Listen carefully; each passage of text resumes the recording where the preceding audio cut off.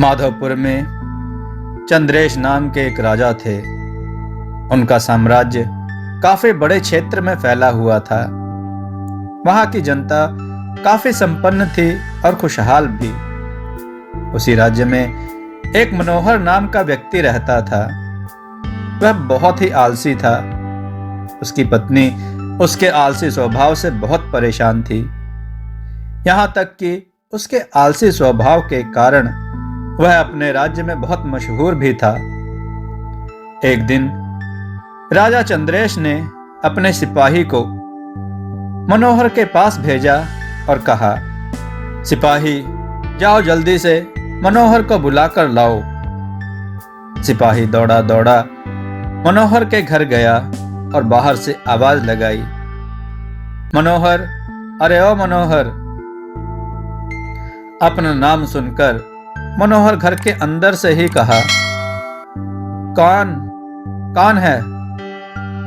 सिपाही बोला, मैं राजा का सिपाही। मनोहर ने कहा, राजा का सिपाही? वह जल्दी से अपने बिस्तर से उठा और बाहर आकर राजा के सिपाही से कहने लगा, आप क्या मुझसे कोई गलती हो गई? सिपाही ने कहा, नहीं नहीं, तुमसे कोई गलती नहीं हुई, लेकिन महाराज ने तुम्हें अभी तुरंत दरबार में बुलाया है। बस अभी जल्दी से चलो। इतना कहकर सिपाही मनोहर को अपने साथ राज दरबार में ले गया।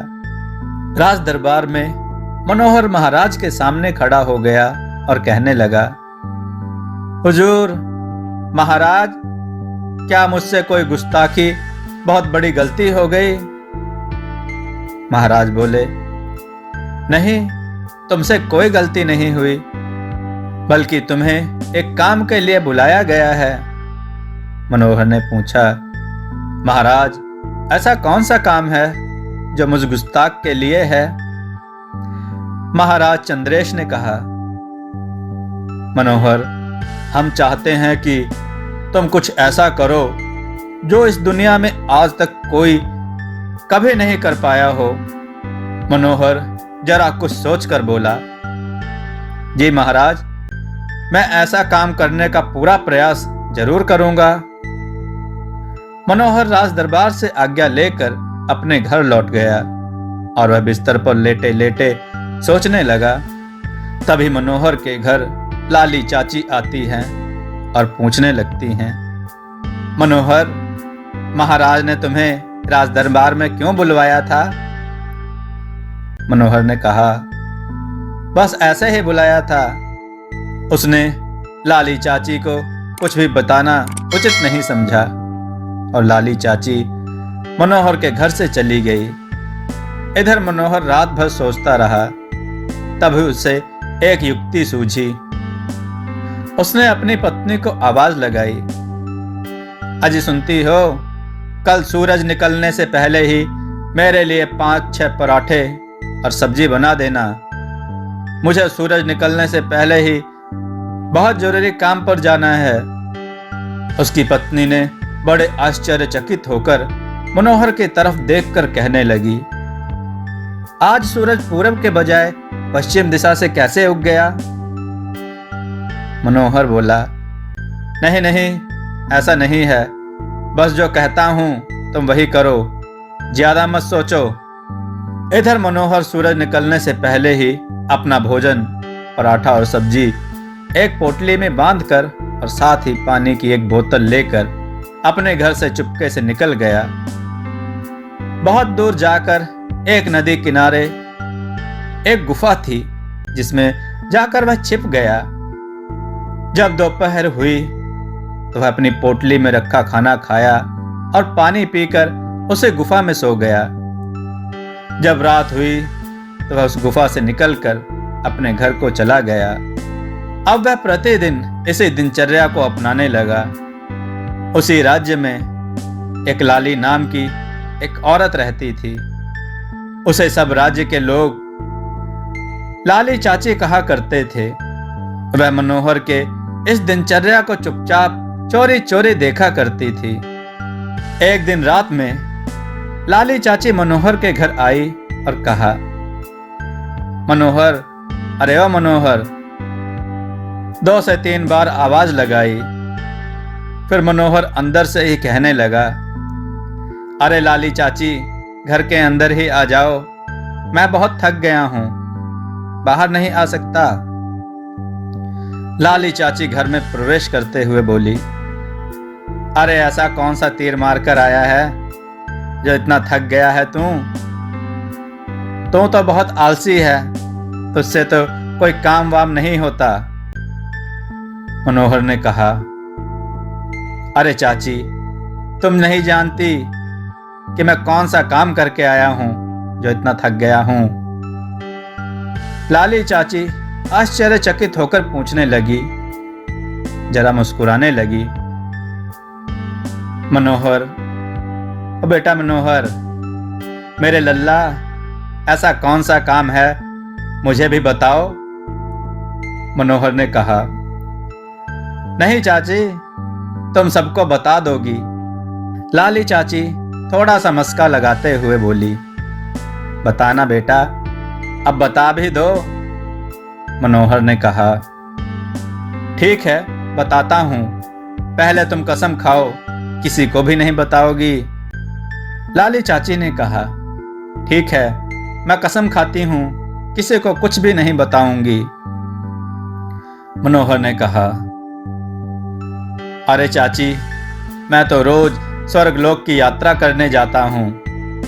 लाली चाची आश्चर्यचकित होकर, स्वर्ग की यात्रा करने जाते हो, पर कैसे? मनोहर बोला, हाँ चाची, जहां पर मैं जाता हूं, भगवान के दूत मुझे लेने आते हैं, और वो भी रथ पर बैठाकर। लाली चाची ने कहा, रथ पर बैठकर? मनोहर बोला, हाँ चाची, रथ पर बैठकर आते हैं और मुझे भी अपने साथ बैठाकर पूरा स्वर्गलोक घुमाते हैं। बस वही घूमते घूमते थक जाता हूं। लाली चाची कहती हैं, धत, तू तो झूठ बोल रहा है। मनोहर बोला, नहीं चाची, तेरी कसम खाकर कहता हूं, मैं तुझसे झूठ क्यों बोलूंगा? तू तो मेरी अपनी चाची है। और हाँ चाची, ये बात किसी को मत बताना, नहीं तो भगवान के दूत नाराज हो जाएंगे। लाली चाची ने कहा, मनोहर बेटा, मुझे भी स्वर्गलोक देखना है, मुझे भी वहां ले चलो। ना चाची, वहां ले जाने के लिए बहुत सारा धन की आवश्यकता पड़ती है। मेरे पास 2 लोगों के लिए धन नहीं है, वहां जाने का किराया बहुत महंगा है। दूत लोग स्वर्गलोक में घूमने के लिए ढेर सारा किराया मांगते हैं। लाली चाची ने कहा, अरे तुम चिंता मत कर, अरे तो चिंता मत कर, जितना तू कहेगा मैं उतने सिक्के दूंगी, बस मुझे भी ले चल वहां। मनोहर कहता है, ठीक है चाची, तो फिर मुझे 100 सिक्के दे दो, मगर यह बात किसी को मत बताना, नहीं तो दूत नाराज हो जाएंगे। लाली चाची झटपट अपने घर वापस जाकर 100 सिक्के ले आई और मनोहर को दे दिए। इधर कई दिन बीत गए, मनोहर का कुछ भी पता नहीं चल रहा था। एक दिन राजा चंद्रेश ने अपने सैनिक को बुलाकर मनोहर का पता लगाने के लिए भेजा। सैनिक लाली चाची से पूछने लगा, आजकल मनोहर दिखाई नहीं दे रहा, कहाँ है वो? राजा उसे पूछ रहे थे। लाली चाची पहले तो सैनिक के सवालों का जवाब गोल मटोल शब्दों में देने का प्रयास कर रही थी। फिर उससे रहा नहीं गया तो कहने लगी, अरे आजकल मनोहर तो स्वर्गलोक की यात्रा करने जाता है। उसने मुझे कसम भी दिया था कि यह बात किसी को मत बताना, मगर आप तो अपने ही हैं इसलिए बता दिया, वरना मैं कभी किसी को यह बात नहीं बताती। उस रात की सारी घटना लाली चाची ने सैनिक को बता दी। अब सैनिक के मन में भी स्वर्गलोक की यात्रा करने की लालसा जागृत हो गई। अब सैनिक ने लाली चाची से कहा, कब मुलाकात हो सकती है मनोहर से। उसी रात सैनिक मनोहर से मिला और स्वर्गलोक यात्रा करने की इच्छा जाहिर की। मनोहर ने कहा, जी हुजूर, मगर वहां जाने के लिए ढेर सारा धन की आवश्यकता पड़ती है। सैनिक ने बिना सोचे समझे अपनी जेब से 500 सोने के सिक्के दे दिए। धीरे धीरे यह खबर सैनिक से फिर दरोगा के पास पहुंच गई। दरोगा के मन में भी स्वर्गलोक घूमने की लालसा जागृत हो गई और उसने सैनिक से कहा, कहाँ है मनोहर, मुझे भी उसके पास ले चलो। इधर जब मनोहर रात में अपने घर वापस आता है तो देखता है कि उसके घर के अंदर दरोगा जी और सैनिक दोनों बैठे हैं और दोनों ही आपस में स्वर्गलोक जाने की बातें करते रहते हैं। जैसे ही मनोहर अपने घर में प्रवेश करता है, तुरंत दरोगा जी और सैनिक अपने स्थान पर खड़े हो जाते हैं। मनोहर ने कहा, हुजूर, क्या हुआ, कोई गलती हो गई मुझ ना समझ से? दरोगा जी ने कहा, अरे नहीं नहीं। इधर सैनिक तुरंत बोल उठा, वो मनोहर, तुमने स्वर्गलोक की यात्रा के बारे में मुझे बताया था, तो वो बात मैंने दरोगा जी से बता दी है। अब वो भी मेरे साथ स्वर्गलोक की यात्रा पर जाना चाहते हैं। तुम धन की चिंता ना करो, जितना कहोगे वो उतना तुम्हें देंगे। मनोहर जरा सोचते हुए बोला, ठीक है, तो फिर 10,000 सोने के सिक्के मुझे दे दीजिए। वो क्या है ना कि मुझे भगवान के दूत को इतना सारा धन देकर फिर उनसे दरोगा जी के लिए स्वर्गलोक जाकर घूमने के लिए प्रार्थना करनी पड़ेगी, तभी वो जाकर मानेंगे। इतना सुनते ही दरोगा जी ने झटपट अपनी जेब से 10,000 सोने के सिक्के मनोहर को दे दिए और बोले, कब लेकर चलोगे स्वर्गलोक घुमाने? मनोहर बोला, अरे हुजूर, जरा धीरे बोलिए, दीवारों के भी कान होते हैं, तो वो भी वहां जाने की बात करने लगेगा। और हुजूर, मेरे घर से चुपके से रात में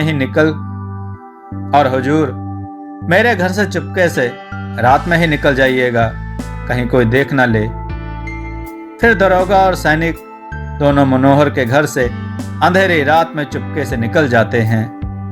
इधर अगले दिन मनोहर किराए की दुकान से 1 कुंटल चावल, 1 कुंटल गेहूं, 20 किलो दाल आदि जरूरत की सारी खाद्य सामग्री अपने घर ले जाता है। यह सब देखकर मनोहर की पत्नी आश्चर्यचकित हो जाती है।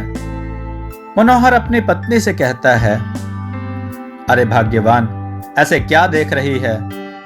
बस तुम आम खाओ, गुठलियां मत गिनो। अब यह खबर मंत्री के पास पहुंची, फिर राजा चंद्रेश के पास। राजा चंद्रेश ने तुरंत अपने सैनिक को भेजकर मनोहर को बुलाने की आज्ञा दी। इधर मनोहर तुरंत राजा चंद्रेश के सामने हाजिर हो गया। राजा ने अपने सैनिक को आज्ञा देकर कहा कि मनोहर को हमारे गुप्त कक्ष में बैठाया जाए, हम वहीं पर इससे वार्तालाप करेंगे।